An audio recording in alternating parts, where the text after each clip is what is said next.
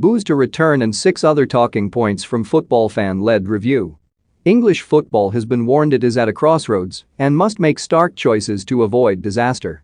Former Sports Minister Tracy Crouch's fan-led review into governance has spelt out 47 key recommendations, with the key proposal demanding the government appoints an independent regulator for English football.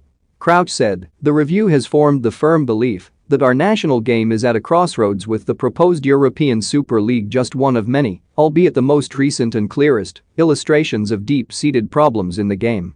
I believe there is a stark choice facing football in this country." As was remarked to the review, for all the good owners in the game, clubs are only one bad owner away from disaster. The 162-page document has warned the men's game stands at a financial precipice and fans have lost faith in the way clubs and the game in general is run in this country. Other recommendations were golden shares given to supporters to allow them to veto changes to club badges, stadium moves and entering competitions like the ESL in future.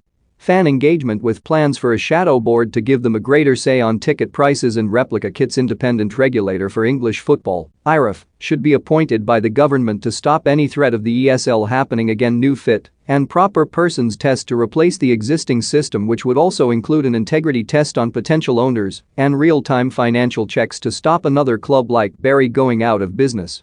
Parachute payments must be overhauled from the current system, as it distorts the market, with relegated clubs getting £40 million a season and the Premier League and EFL until the end of the year to find a better system, or they must get external advice on finding a solution.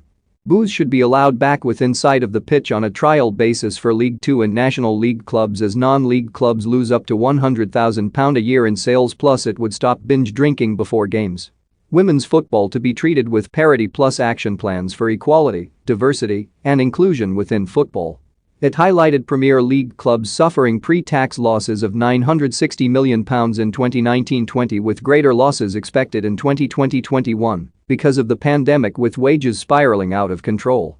The report was also given evidence that Birmingham City is currently £100 million in debt, alleged the Championship club breached profit and sustainability rules, while Reading spent approximately twice its revenue on wages in 2019-20, and Derby has gone into administration. She told Mirror Sport, real-time financial monitoring, assessment of owners will be tested on a 3-year basis rather than just once and never again.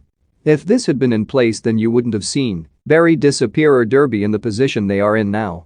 Clubs chase success, but they chase success not necessarily with money they have, but they gamble on the future of the football club, on what they think is the next step.